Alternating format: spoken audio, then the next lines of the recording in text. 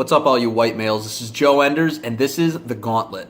So, a lot of people have been talking to me lately about China, about Russia, about our relations with all these other countries. This idea that Trump is being, just disrespectful to our allies. He actually met with the Prime Minister of Japan recently, Shinzo Abe, or Shinzo Abe. I'm not sure how his last name is pronounced, but basically, it looked like they had a great meeting. I saw a couple pictures of them together. Trump had a big smile on his face. Shinzo seemed very happy as well.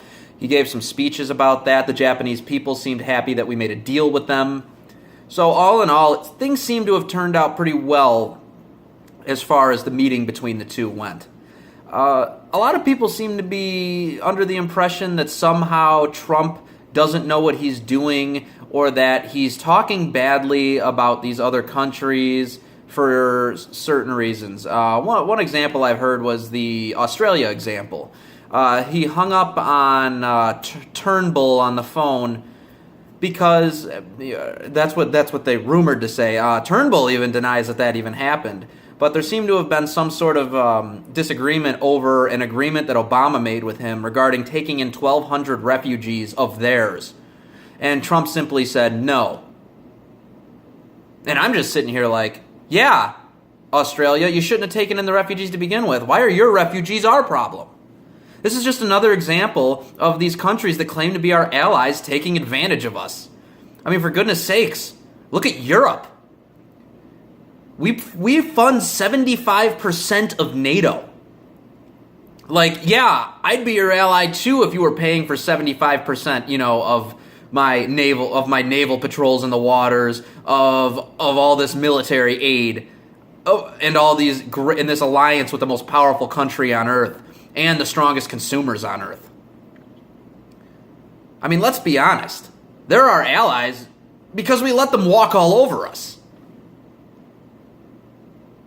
So don't get me started about that. And then we're going into this, Trump is just palling up with Russia. Why would he do that?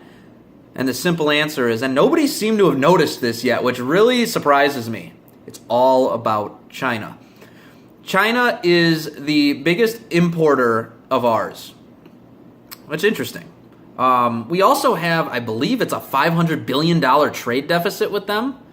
Or no, I'm sorry, we have a $500 billion trade deficit total, and we have around, I think, 300 and something billion. It's a big number, a lot of zeros, right? At the end of our trade deficit with China. That's the main cause of our trade deficit, if I remember correctly. So explain to me, I look at this. I'm like, let's talk about Russia.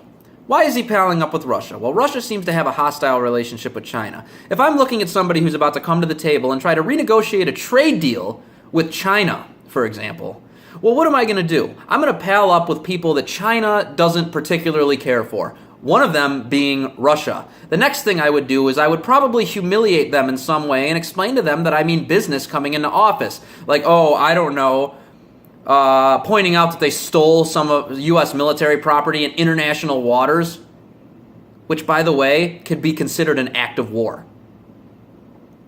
And then maybe I'd call somebody that they really, really, really dislike over the phone to try and ease relations between the two countries. Like, I don't know, maybe in China's case, we'd call Taiwan.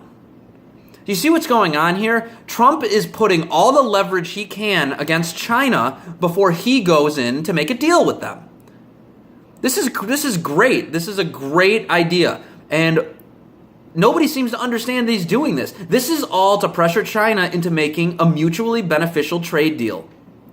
One that benefits the United States and will probably hurt China a little bit. But in the end, when we come to the negotiating table with Putin on our side, with Taiwan feeling emboldened by us, and the Chinese people feeling oppressed by the communist regime that they live under, you're going to wind up with a very desperate China when we eventually go to the negotiating table.